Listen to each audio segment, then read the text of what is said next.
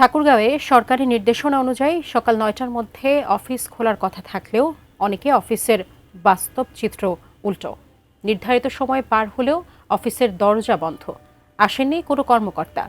বিস্তারিত জানাতে মহিলা বিষয়ক অধিদপ্তরের সামনে থেকে যুক্ত হচ্ছেন সহকর্মী M S Samad. M S Samad, নিশ্চয়ই শুনতে পাচ্ছেন আমাকে। আপনি যেই জায়গাটিতে আছেন সেখানে কর্মকর্তা কর্মচারীরা কি পৌঁছেছেন কিনা? নির্দিষ্ট সময় যেমনটি আমরা জানতে পেরেছি কোনো কর্মকর্তাই আসেননি অফিসে, কি অবস্থা জানাবেন? 40 পর্যন্ত বাধ্যতামূলক অফিসে অবস্থান করতে হবে, সেই নিয়মে আমরা ঠাকুরগাঁয়ের সকাল থেকে বেশ কয়েকটা সরকারি যে প্রতিষ্ঠান রয়েছে দেখেছি আমাদের সন্তোষজনক ছিল।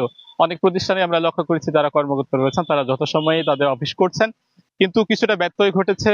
ঠাকুরগাঁওয়ের যে মহিলা বিষয়ক অধিদপ্তর রয়েছে, আমরা এই অফিসটিতে রয়েছে, দেখেছি 9টা 10 থেকে 15 মিনিটের মধ্যে তারা এখানকার পতাকা উত্তোলন করেছে এবং এখন পর্যন্ত 10টার পরে বেশ কয়েকজন কর্মকর্তা এসছে। বাকি যারা কর্মকর্তা রয়েছেন তাদের কোনো হুদিস নেই, অর্থাৎ তারা এই যে অফিস রয়েছে সেই অফিসে তারা আসেননি।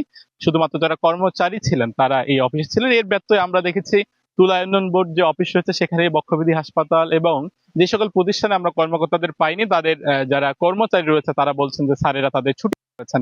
বাকি যে প্রতিষ্ঠানগুলো রয়েছে সেগুলোতে সন্তোষজনক উপস্থিতি ছিল এবং এই মহিলা বিষয়ক অধিদপ্তর এখন পর্যন্ত এই কোনো কর্মকর্তা, দুজনের সঙ্গে আমাদের কথা হয়েছে, তারা অনেকে বলছেন কেউ তারা পরিপত্র সম্পর্কে অবগত না, আবার আরেকজন বলছেন যে তিনি জানেন কিন্তু তিনি এটা মানতে পারেননি বা তার ভুল হয়েছে, এরকম তারা সরল স্বীকারোক্তি দিয়েছেন। এছাড়া এখানকার যিনি উপপরিচালক দায়িত্বে রয়েছেন তার সঙ্গে আমরা মুঠোফোনে যোগাযোগ করবার চেষ্টা করেছি, কিন্তু মুঠোফোনে তাকে আমরা পাইনি। সব মিলিয়ে বেশ কয়েকটি প্রতিষ্ঠান ঘুরে মোটা দাগে যদি বলা যায় যে বেশ সরকারি যে প্রতিষ্ঠানগুলো রয়েছে তাদের অনেক প্রতিষ্ঠানে উপস্থিতি ছিল বা কর্মকর্তাদের যে সকাল 9টা থেকে 9টা 40-এর মধ্যে উপস্থিতি, এটি বেশ চোখে পড়ার মতো ছিল। বেশ কয়েকটা, অর্থাৎ মহিলা বিষয়ক অধিদপ্তর, তুলা উন্নয়ন বোর্ড, বক্ষব্যাধি হাসপাতাল, এই 3টি প্রতিষ্ঠানে কিন্তু আমরা একেবারে ব্যত্যয় দেখেছি, অর্থাৎ 9টা 40-45 বেজে গেলেও কোনো কর্মকর্তার কোনো ছিল না। সব মিলিয়ে সাধারণ মানুষের প্রত্যাশা যে 9টার দিকে বা সরকারি যে মন্ত্রিপরিষদ বিভাগের যে পরিবর্তন, এই পরিবর্তন অনুযায়ী যদি সরকারি যারা কর্মকর্তা কর্মচারী রয়েছে তারা অফিস করেন, তবেই যারা সাধারণ মানুষের এই ভোগান্তি এড়াবে এবং তাদের যে সেবা, এই সেবাটা আরো বেশি